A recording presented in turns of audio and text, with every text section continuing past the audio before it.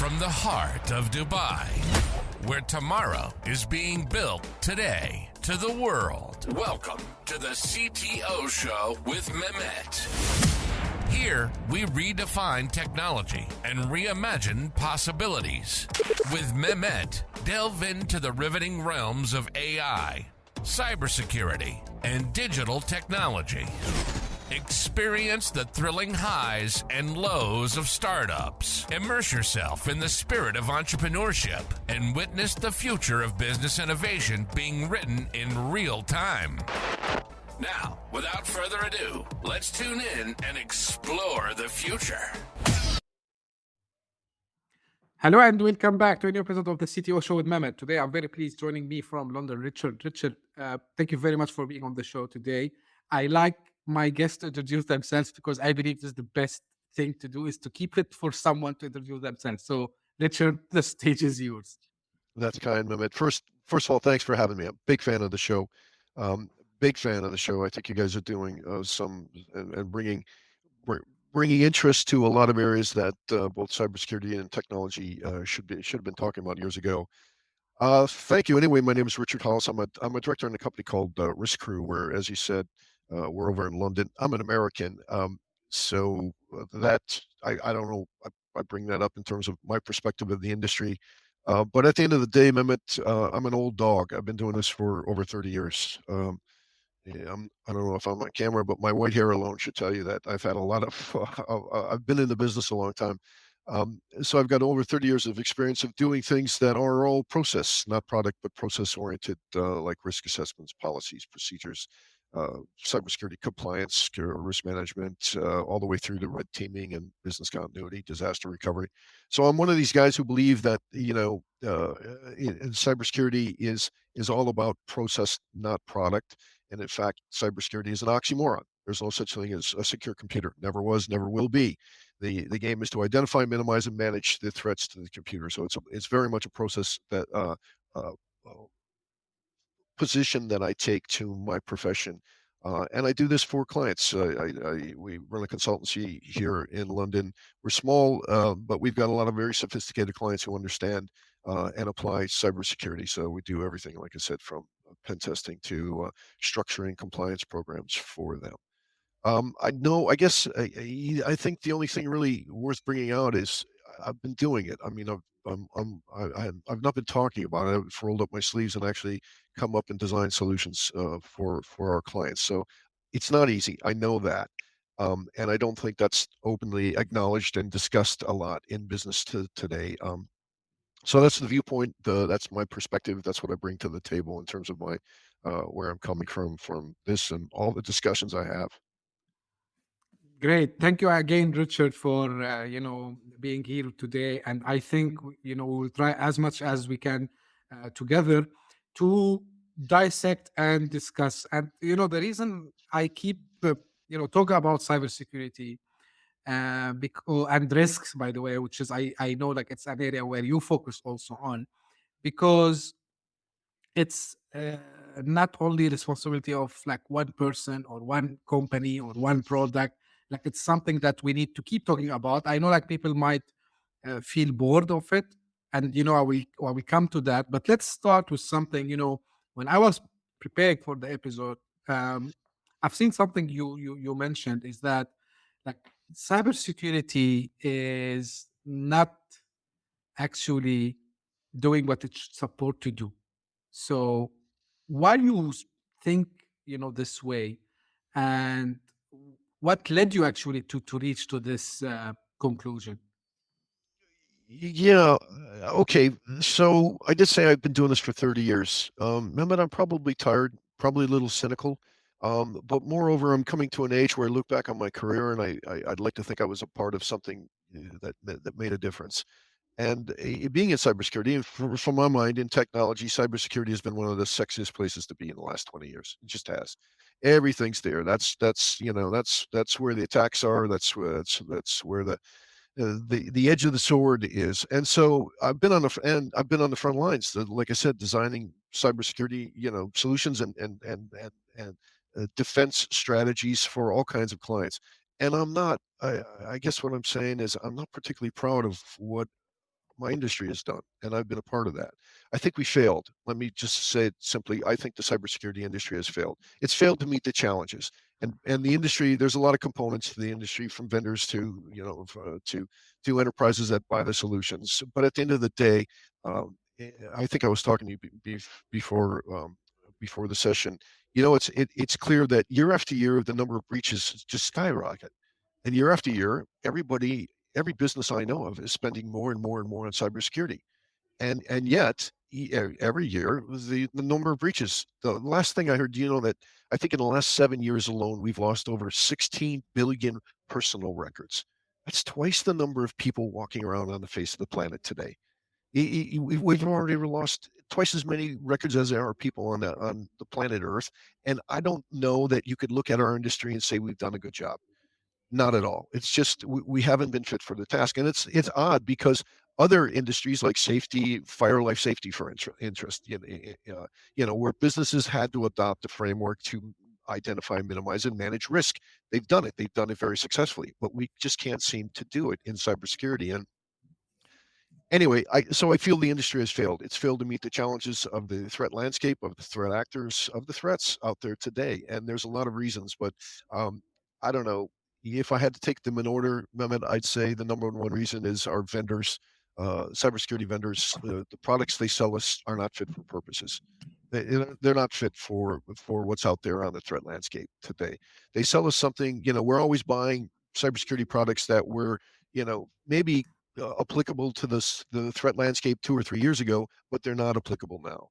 And that's understandable. They invest in, an anti-malware or a firewall or an intrusion detection system, and they've got to get their money back. So they're going to bring it to market and leave it to market and sell it on the market as cutting edge until they recoup their investment. I get it. They need to make a profit. But I think that's a problem. Let me say it this way. There's a lot of people who look at the pharmaceutical industry and say that large pharmaceuticals make a lot of money selling us symptoms for our colds and our flus and our coughs and our sneezes and our sniffles. And there's a lot of money to be made treating the symptoms rather than looking for the cure. I'm talking about just the daily stuff, and I think that's part of the problem that our cybersecurity vendors are motivated by profit, and they sell us things that are for symptoms. And if there was a cure, you'd have to ask themselves, would they be very keen on bringing it to market? Here's a better way to say it. Cybersecurity vendors profit from the insecurity of computing. That's a fact. The more insecure our computers are, the more money they make. And that oxymoron, that little conundrum, I don't think is recognized by buyers, by CTOs and CISOs out there who have a limited spend and have to buy something that's going to have a significant impact on reducing the threat to their business. And they're going out there and I don't think they recognize that there's something in it for a cybersecurity vendor. The profit for a cybersecurity vendor is a part-time fix. He wants a client to come back to him next year and the year after that and the year after that, and not wait for 5 or 10 years to sell something else. So I think that's just that transactional nature between us and our cybersecurity vendors is part of the problem. The next thing is, frankly, the products just don't work. They're not fit for purpose. They're it's like they sell us knives to take to gunfights. They're a step behind the threats. They're selling us something for, last year's threats or this summer's threats, when clearly their responsibility to us should be to be a step ahead of the threats and be selling us something to keep us out of harm's way next year and the year after that and the year after that. So they sell us things that historically were a problem for us 2 or 3 years ago. And frankly, they're ineffectual. They're not. They don't work. Let me give you I'm rambling now, but let me give you one of my easiest examples is ransomware. Ransomware. What is ransomware? Ransomware is malware. Ransomware is malware. And if you're running an anti-malware solution and you're still getting ransomware, maybe, just maybe, you're running anti-malware that doesn't work. It's not fit for purpose. And it's strange to me that when everybody's hair is on fire when they talk about ransomware, but why aren't we talking about, geez, we're getting ransomware, and yet we're buying 2 and 3 and 4. I've got clients that have upwards of 4 and 5 anti-malware solutions running on their systems, and they're still getting ransomware. Why is it? Because ransomware was built on identifying, malware signatures from last year, the year before that, the year before that. It's not up to date. It's never up to date. It's always in arrears. And yet we're not talking about, hey, we're getting ransomware, and maybe, just maybe, our malware solutions aren't fit for purpose. We're not Yeah. connecting the dots. We're not connecting dots. We're buying firewall that should deny traffic through a certain port, and it doesn't. And we're not connecting the dots, saying the firewall's not fit for purpose. We're buying intrusion detection systems that aren't identifying intrusions, and we don't say, hey, wait a minute, I'm buying an alarm system to tell me if somebody's breaking in my house, and I've got burglars in my house, and maybe my alarm system is the problem. You can't Yeah. blame the bad guys that they're getting better and better and better each year. No, our products are just stagnant. They don't work. They're not fit for purpose in my mind. And this is again, why this sounds very cynical, Mehmet. This is over the last 30 years. I'm waiting for us to get ahead of the game. I'm waiting us to be a step ahead of the threats rather than a step behind. And looks like I'll be waiting for the rest of my career.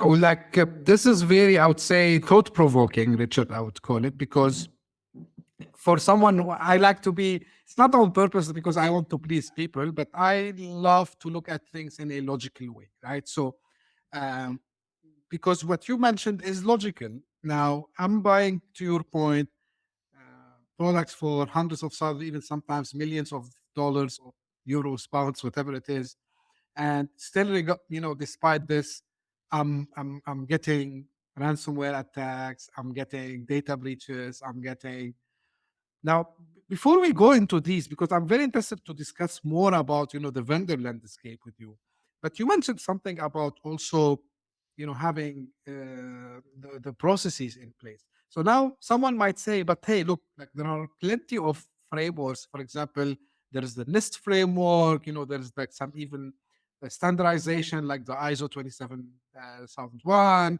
and all this. So why also like these processes, they didn't help us in getting into a better shape? Well, it's like you go to a gym to get in better shape, and if you have a trainer, he gives you a list of things to do. Do some sit-ups, do some pull-ups, do some, some of these exercises. They're exercises, and you can do exercises. I've done a lot of sit-ups, and I still don't. My stomach still doesn't look like that, And it's the intensity. It's building that workout into a routine of your daily life, and not just going to the gym once a weekend thinking that you're going to stay in shape. So a framework's a framework in my mind. I love ISO 27001. I love NIST. I love these frameworks that says, hey, do you think of this to keep up the health of your security, the security health of your systems? I think it's a think list. I think it's a good way to look and understand holistically, if I need to get this business secure, there are things I need to do. Things I need to do with my people, things I need to do with my process, and things I do with technology. And I think one of the unsung one of the things that, in fact, the joys of these frameworks for me are to give you a more holistic view of where to put your resources. All right, and it's because everybody, when cybersecurity came along, it's relegated to the CTO. It's relegated to an IT security manager. It's seen as a technology problem, and it's not a technology problem. There are 3 attack vectors: people, process, and technology. And when you just put all your security spend into technology, you're neglecting 2 out of 3 attack vectors for threat actors. You're neglecting your people, you're neglecting your process. And that's where we're doing. We're spending our money on 1/3 of the problem in terms of our defense. And these frameworks, the ISO framework, the NIST framework, they remind us that you've got to take a more holistic view. But you've got to actually do the sit-ups. You've got to do the exercise. It's a process. It's not you never become secure. You get up every day and you do more sit-ups and you do more, patch management, and you got to keep your business healthy. And not a lot of people take out gym memberships, go a couple times and never go back, as we all know, because it's work. It's actually work to stay fit, and it's actually work to stay secure. It's a regime. It's something that's a repetitive process that you've got to integrate into your business processes, and that's not an easy thing to do. So I think I'm a big fan of them, but I understand they're hard to they are absolutely Mhm. hard to apply. Yes, yeah. Yeah. Now you mentioned something interesting also, Richard, like regarding how the technology vendors they approach this. So, for example, one of the famous things we always hear whenever, for example, they were able, someone were able to bypass their technology, like, hey, to your point, these bad actors are getting like more intelligent. They are getting more sneaky. They are having like 0-day attacks. Like how can we be aware of a 0-day attack and its name is 0 day, so no one still knows about it, so it's in the wild, so nothing can be done. And I'm asking this not to challenge, but actually, you know and this is part we will relate later in another question. Like, do you think this is I would say this is an excuse, a valid excuse for the technology to fail us? No, in fact, this is why I'm so disillusioned with security vendors. What's a zero-day vulnerability? It's an unknown unknown, right? It's an error in a piece of code that allows unauthorized access or unauthorized privilege or something. It's an unknown vulnerability. Okay, Mehmet, can you tell me how a manufacturer of a security product could have an unknown anything in something that they made themselves? How well, the problem is security vendors do not practice security by design. They don't implement OWASP in when they're building the code for the firewall or the anti-malware solution. And the problem is you just put your finger on what the problem is. The problem is that because our cybersecurity vendors don't practice something as simple and fundamental as security by design and do secure coding of their products before they sell them to us, their products have now become threat vectors. SolarWinds taught us that. Look at any major, here, do this right after this podcast, not before. Go to Google and type in any one of the 20 top security vendors in our industry. And you know what you'll find? All top 20, all 20 of the leaders in our industry have had a breach of their own systems in the last 18 months. How Right. is that possible? How is that possible? How is that possible? RSA has a breach and loses their code. I thought RSA is a security vendor. Are they not practicing what they preach? Are they not using their own product to secure their systems? We look to our security vendors to be leaders in our industry, and they're not. They're suffering from the same problems we are. They can't protect their own systems. And you got to ask yourself. So these are not shepherds, they're sheep. They're as lost as we are. They're struggling to protect their own systems, and yet they're selling us and making a lot of money doing so, selling us firewalls and anti-malware and intrusion systems, and their own systems, their own business systems are constantly suffer breaches and have become now. So back to your point, because of their zero-day vulnerabilities, they have become backdoors because they're trusted products. We implement a firewall, we implement a anti-malware solution, and we trust it because it's got a big name of a cybersecurity vendor on it, and we trust it. But we don't even understand or consider that it has a backdoor because it was insecurely coded. So I'm sorry, I don't believe this zero-day vulnerability. I don't. I think that when we use that term, it lets vendors off the hook for insecure manufacturing of their software. Okay, if any security vendor out there isn't practicing, and I mean religiously practicing, OWASP and a secure development for a tool that you and I will put onto our systems to protect our data, then shame on them. That's very hypocritical to me. But SolarWinds taught us all we can't trust vendors. You cannot trust a vendor product. You can't. And honestly, before you go out and buy any product, uh, use your go to Google, see if they've had a breach of their own systems, and then ask them, how did that happen? Because you're selling me a product to protect my system. How did your system suffer a breach? Was your product involved? Were you not using your product? And of course the accountability, which is a completely different subject. If we buy these products and we have breaches, Like I said, we buy anti-malware and we get ransomware. Why aren't we picking up the phone and calling the anti-malware and say, your anti-malware solution I bought from you doesn't work. I just got ransomware. I'd like my money back, please. There's no accountability in the consumer transaction between us and our cybersecurity vendors. So they do get away with selling us insecure code of a firewall, of an application, a web application firewall, because it wasn't built and suddenly it's a backdoor for a hacker. I don't think hackers are getting any more sophisticated. I just think our cybersecurity vendors aren't getting any more sophisticated. I don't think they're doing their job. Yeah. So, but maybe they would say, like, this is the nature of how all computer software works. So you always have to keep, do testing, when you release um, new features, for example. Like someone might say this, but I believe, Richard, to your point, now that's fine, for me, at least I'm telling you my opinion. But and sorry for if it's a strong word, but what iterate me, like what feels me really angry when any vendor, you know, claims that if you deploy their solution, you're going to have the 100% peace of mind, which is, we know it will not. So how the marketing factor, because you mentioned, yeah, of course, every business has the right to make profit. Like no one can argue on this. But I mean, the transparency, do you think that there's a play on the wording sometimes? And I gonna bring one term which became very mainstream in the past 18, 24 months: zero trust, for example, right? So, and secure by design.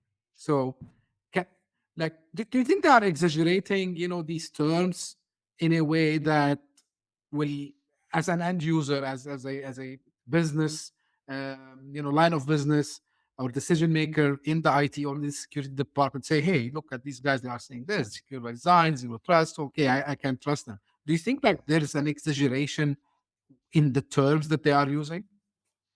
Yeah, absolutely. I point out to all of us, we weren't using that term zero trust, which is just so popular in our industry now, prior to SolarWinds.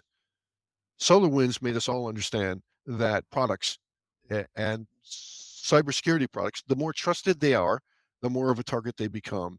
And so we need to not trust these things. And so we started to question vendors and we started to use terms like zero trust. Now, what you're saying is what I've said for 30 years. If it's not in your service level agreement, the vendor's not going to be accountable for it. So go to your service level agreement for that product that you're buying, whether it's a managed security product or just a piece of hardware or software. Go to the service level agreement in terms of maintenance and management, and look for any kind of a liability if in the event that it doesn't work, in the event that it doesn't stop a certain type of traffic from entering through the port of that firewall, or it doesn't identify a malware signature of a certain application. You're not going to find it. There are no absolutes. There are no guarantees. There absolutely are no guarantees in any product service level agreement we find out there in our cybersecurity vendors. Now, those are the ones I'm worried about, not the rest of the industry. Yeah, of course, I get it. We're developing applications that are not secure. I get it. There's money to be made. We got to bring it to market quickly, and there's money, and quickly means cash. So the quicker we bring something in the market, the more money it can make. I get it. So what do? We overlook security. We always have, we always will. I get it. But that does not forgive our cybersecurity vendors. You see, this area of our industry should be above and set the example. They should be the leaders. If anybody should be practicing security by design, it's a cybersecurity product vendor, hardware, software, managed service. I don't care what it is. If they're not Mhm. following OWASP and doing secure development and penetration testing of the product, I've never met a product vendor that will allow me to do a pen test on their product. And I think, well, then give me your pen test report. Well, we can't do that. Well, do you do them? Well, that's why you can't do it, because they're not even pen testing their own product. That they're going to sell me that I'm going to attach to my systems to protect my data. So two things. One, we absolutely started, the prevalence of the term zero trust comes from our vendors. We can't trust our vendors. They are attack vectors. They are attack vectors. And clearly, whether that's in the supply chain or in the, hanging off our firewalls, our products and services that we depend on have become attack vectors. And they've done that because the whole market as a whole rewards speed over security. But that shouldn't apply to our cybersecurity vendors. They should be secure over speed. And because we're buying it for security, we're not buying it because it's quickly on the market, and I'd pay more for that. I'd pay more for a cybersecurity product that actually didn't have 0-day vulnerabilities and was the code was not open source and had all these backdoors and holes in it. I would pay more for that development of the product because I need to depend on that product because it's got the word, yeah, because I'm using it as a measure, as a control that I'm putting on to minimize the risk to the rest of the applications that are built in securely. So if we can't count on our vendors to do it right, who can we count on? And this whole topic is under a certain, what's wrong with the market? The market is we're not providing the leadership in our own industry by setting the example for all vendors to practice secure by design. Yeah, and I think one of the things that they mention always, Richard, that I think even I've heard CISOs mentioning this, surprisingly, is okay, the weakest link is always the user. Because you mentioned three pillars, right? So you mentioned technology, processes, and the employees, right? So now there are tools, there are programs for training stuff on how to have the cyber hygiene. Do you think we didn't also do the right job of training people on having a true cyber hygiene? And this is maybe brings back to the point, like someone might argue, okay, I'm fine to be trained, but sometimes I have to click that link because, for example, it's like part of a biggest social engineering attack, and like I have to click because it's coming like from the CEO or coming from a VIP in the company. And I've heard this. Okay, I did the mistake and I clicked a link, right? I did that. Aren't we supposed to have the technology to detect, by email if the link is malicious, right? So it's like a chicken and egg thing always. And what you can tell me about that, Richard? I can just tell you you're absolutely correct, but that's we've been doing this for 30 years now. 30 years we've been in this industry. It's not young anymore. And as I said, we all recognize if you understand cybersecurity, there's three attack vectors: through people, through process, through technology. All right. Do you know, Mehmet, do you know any company that spends their security budget evenly between those three vectors? No. Do they spend 1/3 on technology, 1/3 on process, and 1/3 on their people? No, they don't. They don't. And this is so I hear it. The user is the weakest link. Yes, okay, so let's do something about it. How about taking 1/3 of your budget and allocating it to user training? Or process and backup and business continuity and disaster recovery and resiliency training. But no, we spend it on kit. We spend it on hardware and software. It's a product to us. So it's this until we open up our perspective and understand the game is to look at all three attack vectors and treat them equally. And until we do, we will always have a weaker link. And we'd love to say the user is a weaker link. Well, here's an idea. Let's spend some money on that problem then. Okay. Let's stop putting our money into firewalls and the antivirus that doesn't work, that anti-malware that doesn't work because we're still getting ransomware. And let's start spending on training our users. And we don't. I don't know of any large, small, medium-sized business that looks at the user as 1/3 of their security budget. They don't. They never did. And that's to me the problem that we don't understand. We know the three attack vectors, but we spend money on just looking at the one and trying to minimize the risk through our technology. And until we take a more holistic view and apply our budgets across all three equally, I don't see how we're going to see any advances.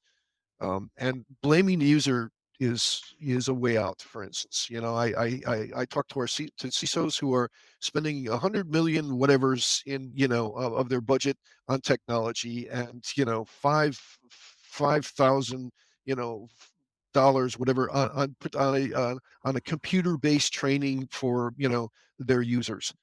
And I think, well, you're spending 100 times your budget. 1% of your budget goes to your people, and that's canned security awareness training. And how do you expect these, us to change behavior by just having somebody sit down and watch 30 minutes worth of, oh, change your password. Oh, don't click on unknown links. Oh, thanks. That's new work. That's new information. Hadn't heard that in the last 30 years. But I tell you, if vendors were making money in selling information security awareness, really good, we'd get some really cool, very cutting edge, brand new approach to this. But there's no money in it. There's no money in security awareness training other than selling, some canned computer-based training. So we're part of the problem, is what I'm saying, Mehmet. It's vendors are going to sell us how we're in areas that they make money. Maybe if we started paying more attention to our business processes, and our people, we start to see new solutions that are more effective and can change the needle on how many times users will click on a link. Until then, let's stop beating them up, and take a little of the responsibility until we start paying for their training and educating them, really educating them and changing the culture of the company. Then shame on us. We're blowing our money on technology, and that doesn't work, by the way. So we're ultimately caught in this circle, this self-defeating circle. We don't have a strategy to address all three attack vectors: people, process, and technology. We spend it all on technology. The technology doesn't work. So what do? We go out and buy more technology. Oh, I got a breach in a firewall. Well, okay, well, we'll get this next gen firewall. And then we do that. We spend more money, and that firewall doesn't work. And meanwhile, our people keep clicking on links, and our backups keep getting stolen. And because we neglect paying attention and putting effective controls into those two other attack vectors, and we go around the circle, and we buy more product that doesn't work, and we get breached again. And so what do? We run out, we freak out till we got breached. We'll go out and buy more product. To me, this is where we've been for the last 10, 15 years. The first 10 years of any industry, sure, we're trying to figure out what's going on, but we get this now. We understand how to reduce the risk of a breach. We know that. And there are frameworks from NIST to ISO, which we talked about, that will give us a holistic view of how to reduce the breach, but we still are thinking technology is our answer. Technology, and here's a security vendor who's going to sell me this new sexy product. Let me just buy this, check that box, and move on. Meanwhile, some users, clicking on a link, and you get yet another piece of malware, and because your anti-malware doesn't work, you're right back where you started. Yeah, so let's come to the second, or let's say we discussed people, to the third one, which is the processes. And I'm a big fan of risk mitigation. I talked about risk mitigation a lot, in my when I was a consultant. And the issue there, to be fair, Richard, as well, I think, what if I can claim, what I don't want to use the word failed, but what we were not able to highlight enough to the board, the business decision makers, the importance of giving attention to risk mitigation. And I am someone who work in the areas of disaster recovery, business continuity, and all this stuff. And again, it was always seen, and I'm not sure if you would agree with me. It's because of the vendors, maybe, or maybe some of the the way we used to do consultancies. It was seen as, what, like, this is a cost that it's not needed now. So let's think about it when it happens, right? So have we failed to educate the business about all these processes and why they are very much needed? I'm really beginning to sound very cynical. I think the failure lies with us as professionals, and I point the finger at myself, Mehmet.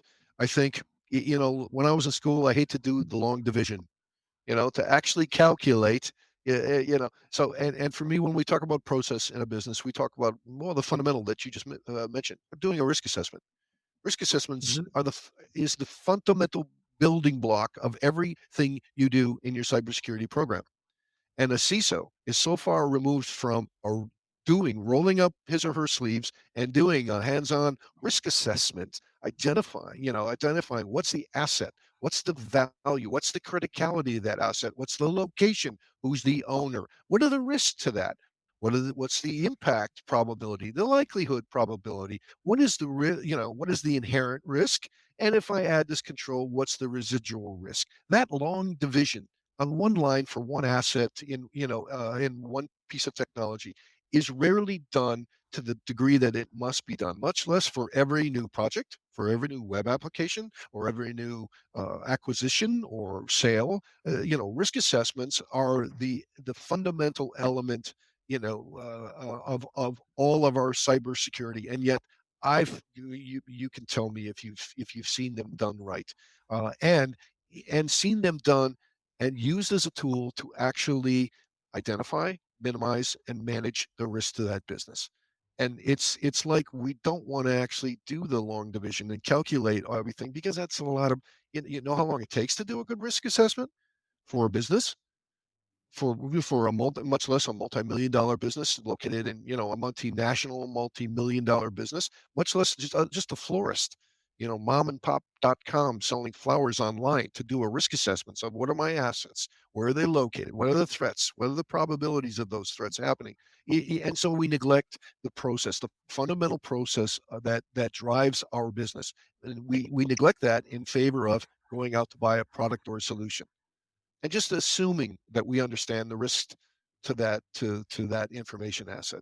So for me, it's a question of, we've got CISOs out there who are not putting their arms around, embracing, and actually doing, on a granular level, on a micro level, an information security risk assessment, where it needs to be done, both on the whole enterprise and on new projects or supply chains, or new things as the business is evolving. It's a hard thing to do, and to do it right, and then recommend a control that's actually going to minimize or mitigate the risk. And so I think we've never sold that to the board. To answer the second part of your question, we have to understand what the risk is to sell it to the board, to articulate it to the board, to articulate the benefits for reducing that risk or transferring that risk, articulate it to the board. We've never done that. I don't know of a CISO who's actually, he has somebody else doing and feeding him a risk treatment plan for review and approval, but they're not actually doing it themselves. It's like, until you build the house yourself, you don't understand every single brick that needs to go in it to make you feel secure enough to say, this is the dwelling that we want to live in, and sell that idea to the board. Uh, Yeah. yeah, for me, risk assessments are the key. Yeah, the key to everything, because as I said, for me, cybersecurity, oxymoron. Cybersecurity is a process. And the process is risk management. And if we're not doing our risk assessments, a fundamental part, and integrating that into our business processes, how can we ever bring the board up to date and win their hearts and minds about what the risks are to the business and why we need to do something about it? Yeah. Now, to this point, maybe because I've talked to some CISOs as well, and sometimes they say that the priority is to keep the lights on, as they say. So, for example, if they are in a retail, we need to make sure that there's zero downtime for our post systems, and the e-commerce part. Um, they understand that, but they say, like, the priority always is given for anything that touch, the core business, right? Now, some of them, they mentioned, look, I understand what you're saying, but I don't have the manpower to help me in this, right? And some others, especially, we start to hear about this issue recently in cybersecurity, like we have lack of skills as well. Now, with that mentioned, Richard, like, how do you think we can do a better job in order to, without compromising what we just mentioned, like, okay, keep investing in technology, and you mentioned, like, you can divide the budget over three, but I mean, there are some other factors, which is, like, the time to do this, because they have other initiatives, and the manpower to do that. I don't have a really, there's not a silver bullet here. But I will tell you this: I find it odd that we do have a severe shortage of skilled people in the market, right? Why is that? That is because the market hasn't asked for skilled people up until now. And when we have asked, there's nobody there. Because in the last 30 years, we have not made cybersecurity a marketable profession. And meaning a business needs that element in their business to be successful. So we're all coming to grips with, no, the business is kind of concerned with cybersecurity. Let's go find a CISO or an information security and compliance manager out on the market. And you know what? There's not a lot of people out there with this kind of experience. You know why? Because we haven't asked for them 10 years ago, 20 years ago, 30 years ago. So, part of this is, we're all thirsty now, and there's no water to quench our thirst. But sorry, this cybersecurity problem did not happen overnight, and it is a problem. It is a problem. When you go out and look for a skilled plumber or electrician or carpenter, and you don't find one, that's because the market wasn't asking for them up until now. All right, so that's got to fix that problem 10 years, 15 years, 20 years from now, we need to start right now investing in understanding and taking on. So taking on people with minimal talent and training them within. To me, that's what I'm doing. I'm a cybersecurity consultancy, and I was hiring good people is one of my hardest things. But I hire bright people, and they pick it up very quickly. And for us to, so I have my own solution. Every company's trying to adopt a solution to deal with a marketing, a shortage of resources out there. Having said that, it's our fault. It's our fault. Yeah. It's our fault. We weren't looking for these people, and they weren't in school, to help them make the decision 5 years ago. I don't. It's a temporary problem in my mind. That's a good news because now everybody in cybersecurity seems to be, in my mind, overpaid for what they're doing and what their qualifications are. Uh, People getting out of school with virtually no experience, hands-on skills and experience, or making incredible sums of money because they have a degree. That doesn't mean they're capable for the job. So even the resources that we do, we can say, oh, there's a cybersecurity resource. That doesn't mean they're very good. That just means they just got a ethical hacking certification. That doesn't mean they have any experience in breaking into sensitive systems.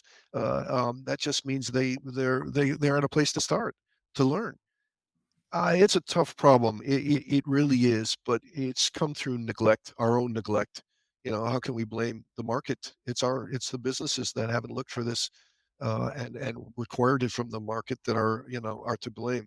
So in the meantime, we got to take care of ourselves. It's like physician heal thyself. And yeah, I've always been an advocate of what they used to call 30 years ago the human firewall. Everybody's responsible for cyber in this company.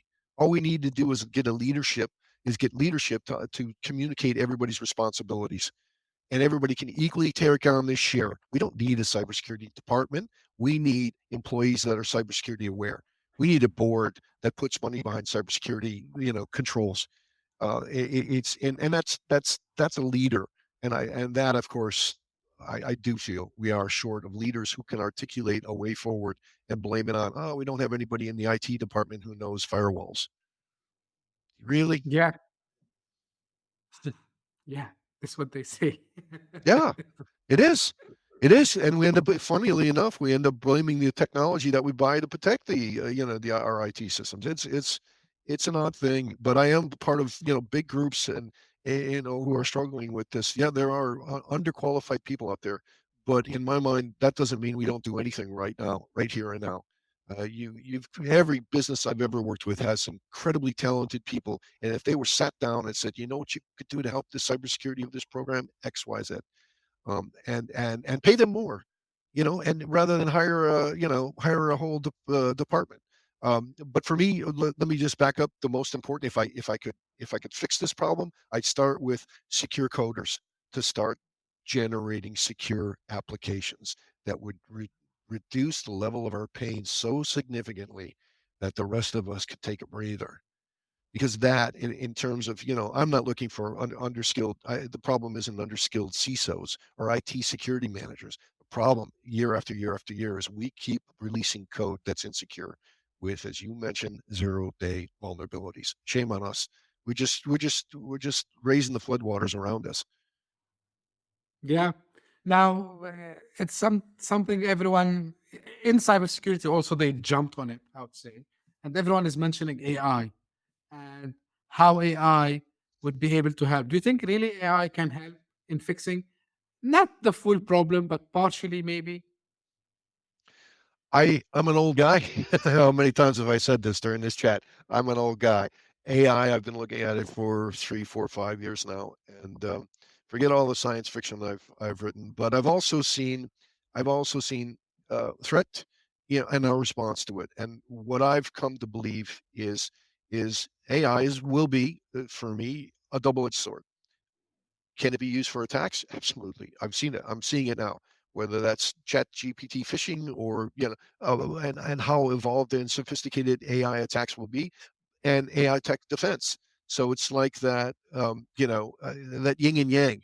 There will be a huge rise in AI in the use by, and its use by threat actors in very specific threat vectors. Absolutely. Now, can we rise to that challenge and manufacture AI products that can produce controls, can anticipate AI attacks, and respond to those? Maybe, but that doesn't mean this war will just be between two AI actors fighting it out for each other. For me, with every new threat, there's a control that has a limited impact, and the balance goes forward. It's always been something in my lifetime. It has always been something. It has been technology first, security second.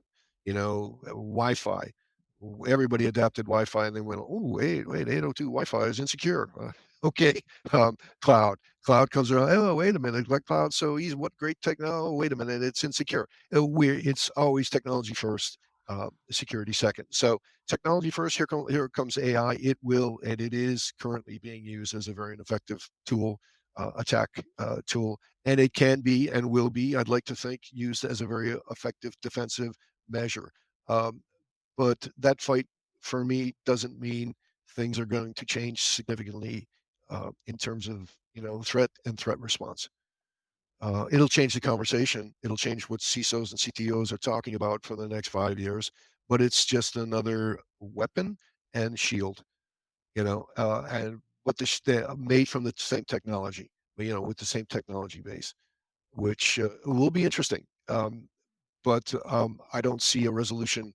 I don't see one victor on one side or the other yet.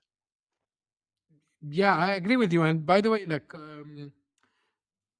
and thank you for mentioning this to Richard, to me, Richard, before we started the session. Like you were hearing some of the old episodes where I used to be by myself, and one episode I did a rant, and I said if if a vendor, whether cybersecurity or other vendor, is coming and telling you, hey, I have AI powered, machine learning powered, product, the first thing you should do, and go and ask, okay, what kind of machine learning is it doing? Like, what kind of AI is it? Because honestly, I was a sales guy, and people sees me till now as a sales guy. But I hate to use mimics just for the sake of using the mimics inside our gimmicks, let's say, inside my pitch. Of course, like if I have a good product, I would pitch this product in the best way.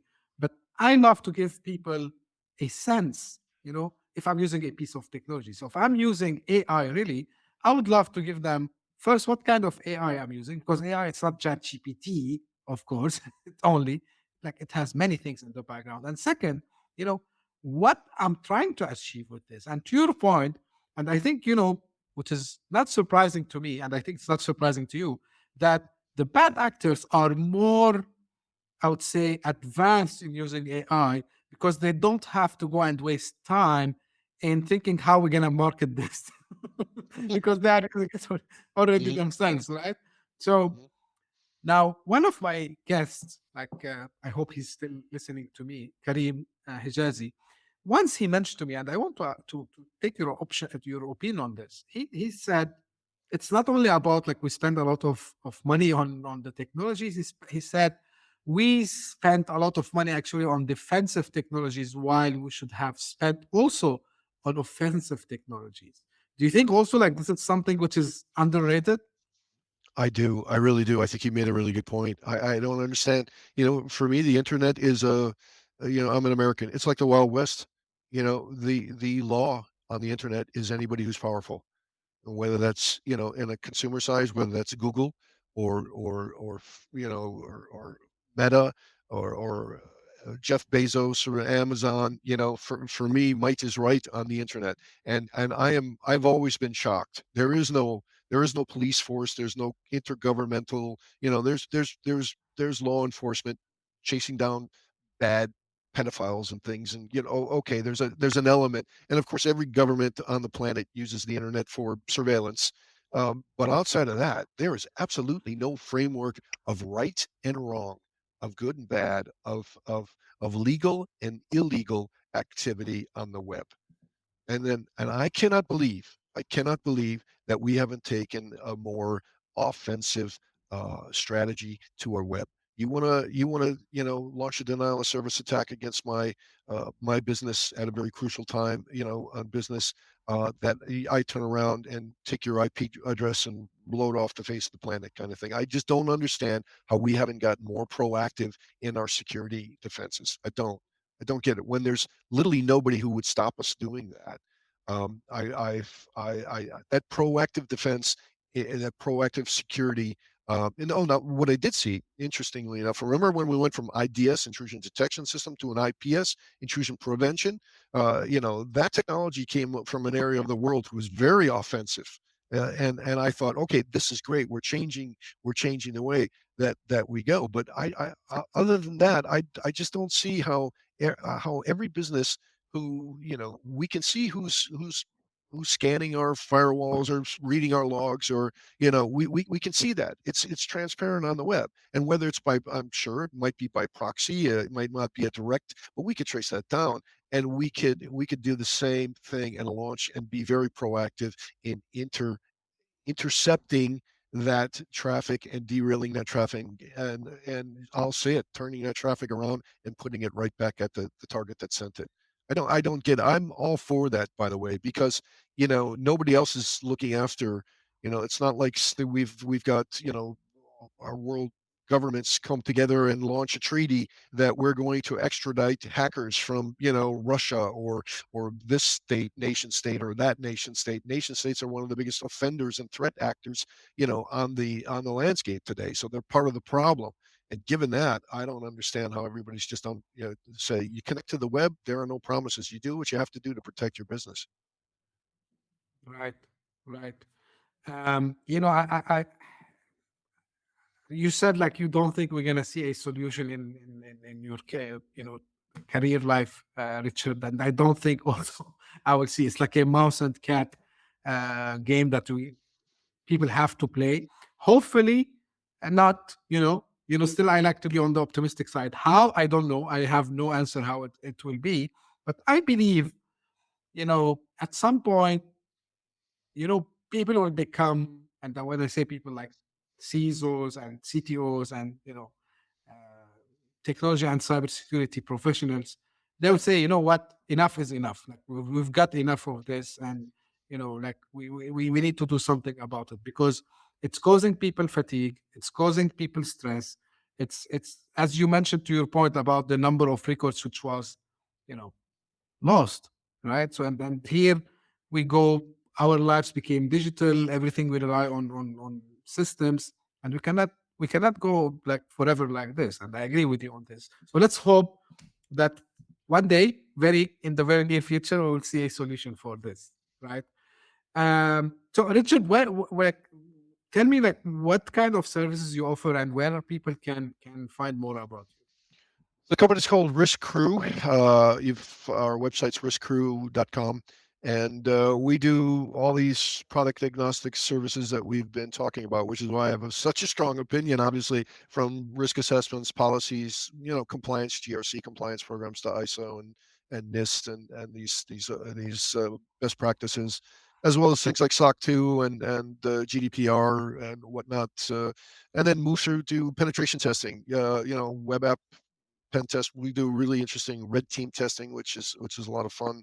All the way to business continuity, disaster recovery, best practices based on open source, based on cost effective, what's right for the business kind of thing. We believe in, like I said, process over product. And been in business for about 20 years, having a good time. It's still fun, although pardon the cynicism in my views. I'd like to see a lot more change in our industry. Um, can I just say, yeah, because I'm Sure. interested in how you were bringing us to the, you know, will you know what I'd like to see, Mehmet, and professional objectives aside, I think we all need to start taking cybersecurity a lot more personal. We approached it as a data security, ones and zeros, ones and zeros, ones and zeros, and this is not about protecting ones and zeros. This is about protecting data about people's lives, about somebody's mother or father or children or brother or sister. These are people's lives. We're losing this data on people's lives and medical records and I don't care if it's what kind of shampoo you use for your hair. This is personal data. This is data about people's lives. And I think fundamentally our problem is my problem in my industry, in my cybersecurity industry, is I meet other cybersecurity professionals and they don't take it personally. They don't. It's not personal. It's a job. And for me, this is very much of a fundamental issue of personal privacy and your expectations. And that if you give your data to a company, your natural expectation is they'll look after it as if they were looking after their own data. And yet I don't see that. I don't see that in the CTOs and CISOs that I talk to. For one of the first questions is your personal data in this business system? And they look at me and say, "What, are you kidding me?" And I think, well, if because that's the way you should treat the protection of all systems, as if it had your most secret details on them, and you would expect the level of privacy of that computer or that system. And I don't think we do, and I see a lack of taking this personal. We take it professional, and we do it for till from 9 to 5. Then we go home and we spend time with our kids. Then we come back, and our threat actors don't do that. They don't work a 9 to 5 gig. They're 24/7, 7 days a week. This is a lifestyle for them. But they don't. What I'm saying is, I don't think we make the personal connection between ones and zeros, and actually we're losing data day after day about people's lives. And shame on us. Yeah, like it's again another thought-provoking sentence you just mentioned, Richard. We should take it more um, personal, which is true. And again, like exactly, I think 1 year and 3 months or 1 year or a half, let's say, back then, I did a couple of like videos where I was just talking about this, and I was saying, look, imagine you have a relative. I don't want to make it very personal, but you have a relative in the hospital, and all of a sudden, the X-ray machines, you cannot process the data out of the what you call it, the EHR system or the medical record system. You are sitting in a place and you get stuck because the systems are not working due to a malware, ransomware, whatever it is. So it's like about real use case scenarios, and it's not like. But again, to your point, Richard, uh, yeah, I blame not all of them for me, but I blame some of the vendors and I blame their messaging because they cause this. So they cause this, and people start to think even like if I tell you some of the conspiracy theories that came out because of this. Hey, you know what? Yeah, these antivirus companies, they keep releasing the viruses, so we keep buying that from us. You know, So who's to blame there? But that's a good point. Who's to blame? I know I sounded like I'm blaming the vendors, but let me back up and say, you know who I blame? I blame the buyers. I blame the buyers. You get what you pay for.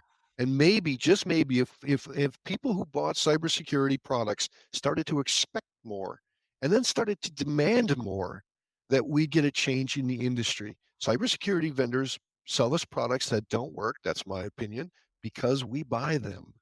If we stopped buying them, if we asked for accountability and said, I'll buy this, but if I have a breach, you'll give me my money back. If we started to exercise basic consumer rights that we do in every other industry, every other industry that I know of, people buy a flat screen TV, they take it home, it doesn't work, they take it back to the where they bought it.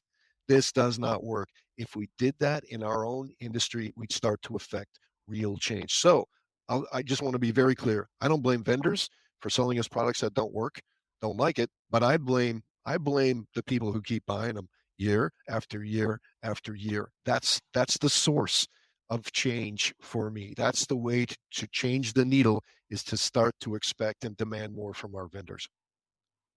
Yeah. So again, I would love to hear feedbacks about this from the audience, because it's a very hot topic.